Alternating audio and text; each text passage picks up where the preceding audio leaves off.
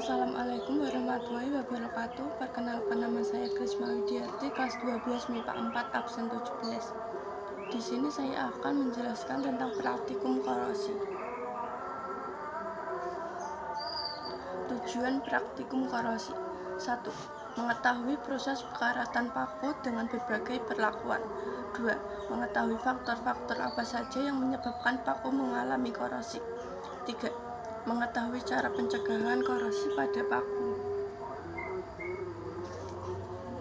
Alat dan bahan: gelas plastik, paku, karet gelang, plastik penutup, air keran, air matang, minyak goreng, air sabun, dan air garam. Cara kerja: pertama, siapkan 5 buah gelas aqua plastik. Lalu, masukkan masing-masing gelas dengan cairan yang berbeda-beda. Kemudian, masukkan masing-masing 1 buah paku dan tutup dengan plastik penutup dan karet gelang. Lalu, diamkan selama 5 hari dan amati apa yang terjadi.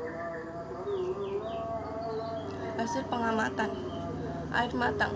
Hari pertama tidak terjadi perkaratan. Hari kedua dan hari ketiga terdapat sedikit perkaratan. Hari keempat dan hari kelima terdapat lebih perkaratan. Air matang. Air keran. Hari 1 tidak terdapat perkaratan. Hari 2 sampai hari 5 terdapat perkaratan yang semakin banyak. Larutan sabun. Hari pertama sampai hari ketiga tidak terdapat perkaratan. Hari keempat dan hari kelima terdapat sedikit perkaratan. Larutan garam. Hari pertama tidak terdapat perkaratan. Hari kedua sampai hari kelima terdapat perkaratan yang semakin banyak. Minyak goreng. Hari pertama sampai hari kelima tidak terdapat perkaratan sama sekali. Kesimpulan: korosi adalah reaksi pada logam menjadi ion pada permukaan logam yang terkontak langsung pada penyebab korosi seperti oksigen, lingkungan berair, serta faktor kepada pelarut. Agar tidak terjadi korosi kepada besi, jangan sampai besi terkontaminasi dengan air atau larutan yang dapat menyebabkan oksidasi sehingga besi dapat berkarat. Ini adalah hasil laporan praktikum korosi setelah 5 hari.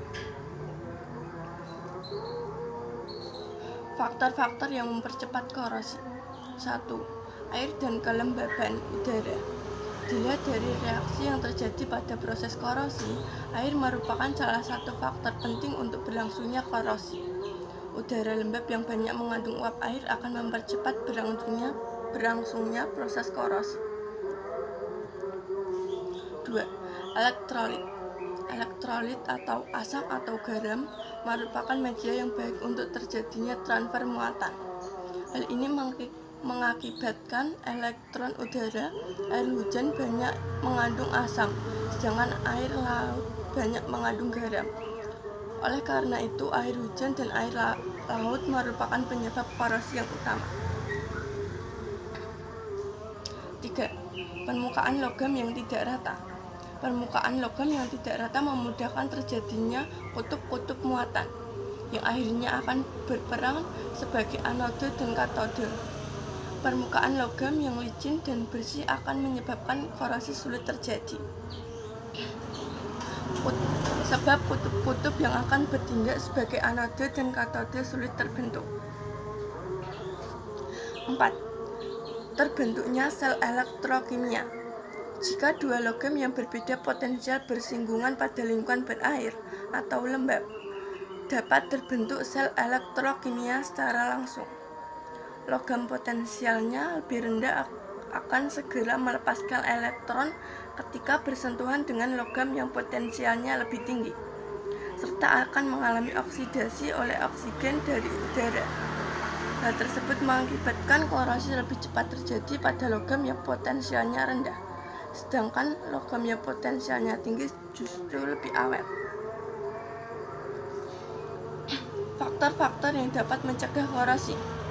1. Mengecatnya. Lapisan cat mencegah kontak langsung besi dengan oksigen dan air. 2. Memberi oli atau minyak. Lapisan oli bisa mencegah kontak langsung besi dengan oksigen dan air dan harus dioleskan secara berkala. 3. Memberi lapisan plastik. Lapisan plastik mencegah kontak langsung besi dengan oksigen dan air. 4. Galvanisasi. Galvanisasi yaitu melapisi logam dengan seng. Lapisan seng dapat mencegah kontak langsung logam dengan oksigen dan air. Di samping itu, seng teroksidasi menjadi ZnOH2 kali. Dapat bereaksi lebih lanjut dengan CO2 di udara membentuk lapisan oksida ZnOH2 kali ZnCO3 yang sangat kuat. 5. Elektroplating.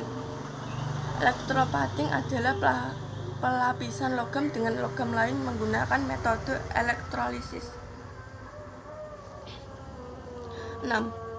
Pelapis krom atau Cr. Lapisan krom mencegah kontak langsung